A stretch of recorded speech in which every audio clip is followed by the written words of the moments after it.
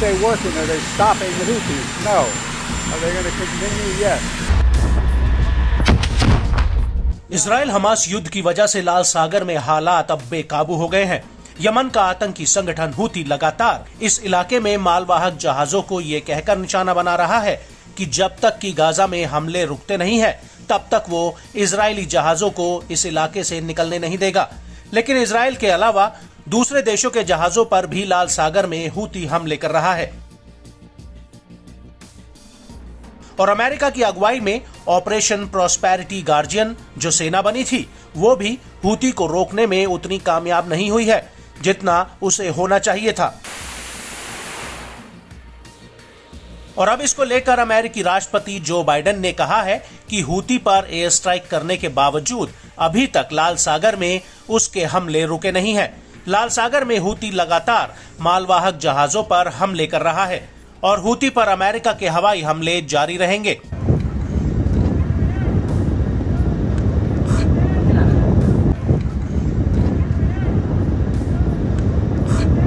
आपको बता दें कि लाल सागर में अमेरिका ने अपने युद्धपोत और लड़ाकू पनडुब्बियां तैनात किए हैं जिन्होंने 17 जनवरी 2024 को हूती पर कई हवाई हमले किए थे और इस हमले से पहले हूती ने अमेरिका के एक मालवाहक जहाज पर ड्रोन से हमला किया था।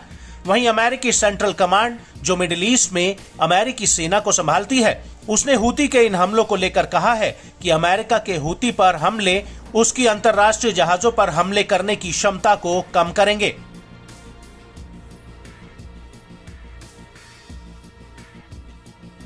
और 17 जनवरी से पहले भी अमेरिका ने हूती पर 3 और हमले किए थे। ये हमले अमेरिका और ब्रिटेन की सेना ने एक साथ मिलकर किए थे। इस हमले में करीब 70 मिसाइलों को हूती के सैन्य अड्डों पर दागा गया था और इससे पहले 13 और 16 जनवरी को भी अमेरिका ने हूती के ठिकानों पर हमले किए थे। वहीं अब जैसे ही हूती पर बाइडेन का बयान आया उसके तुरंत बाद सेंट्रल कमांड ने हूती पर ताबड़तोड़ हवाई हमले शुरू कर दिए।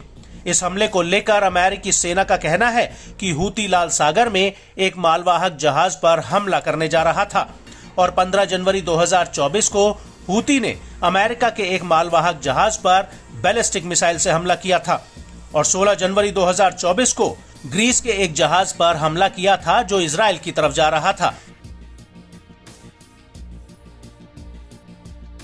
लेकिन इस सब के बीच बड़ी बात यह है कि पश्चिमी देशों के लिए लाल सागर व्यापार के लिए बेहद ही अहम है क्योंकि दुनिया का करीब 15% शिपिंग ट्रैफिक लाल सागर और स्वेज नहर से होते हुए अरब सागर और भूमध्य सागर की तरफ जाता है और लाल सागर में हूती के इन हमलों ने दुनिया की दिग्गज शिपिंग कंपनियों को इस रूट से अपना कारोबार रोकने के लिए मजबूर कर दिया है।